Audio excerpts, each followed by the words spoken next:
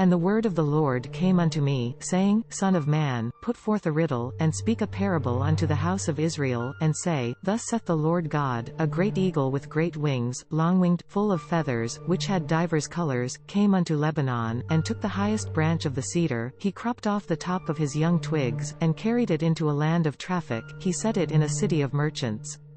He took also of the seed of the land, and planted it in a fruitful field, he placed by great waters, set it a willow tree.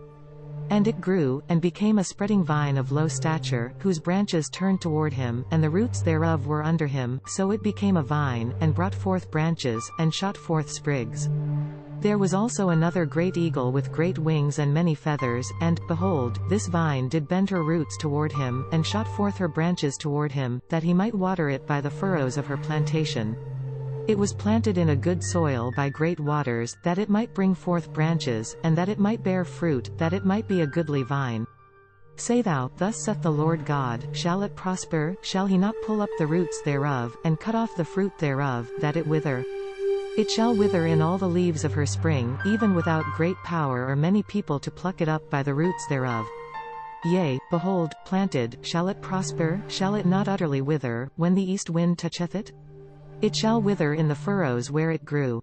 Moreover the word of the Lord came unto me, saying, Say now to the rebellious house, Know ye not what these tell? Behold, the king of Babylon is come to Jerusalem, and hath taken the king thereof, and the princes thereof, and led them with him to Babylon, and hath taken of the king's seed, and made a covenant with him, and hath taken an oath of him. He hath also taken the mighty of the land, that the kingdom might be base, that it might not lift itself up, that by keeping of his covenant it might stand.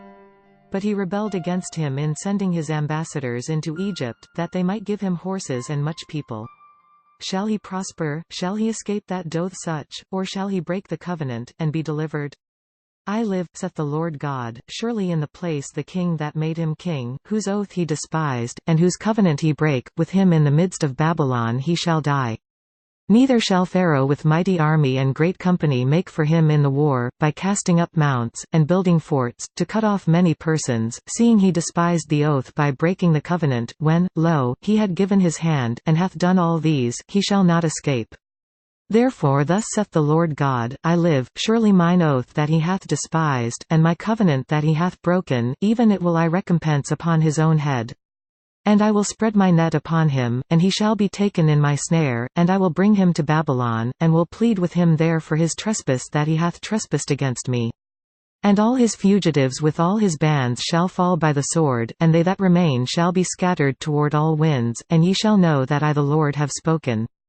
Thus saith the Lord God, I will also take of the highest branch of the high cedar, and will I will crop off from the top of his young twigs a tender one, and will plant upon an high mountain and eminent, in the mountain of the height of Israel will I plant it, and it shall bring forth boughs, and bear fruit, and be a goodly cedar, and under it shall dwell all fowl of every wing, in the shadow of the branches thereof shall they dwell.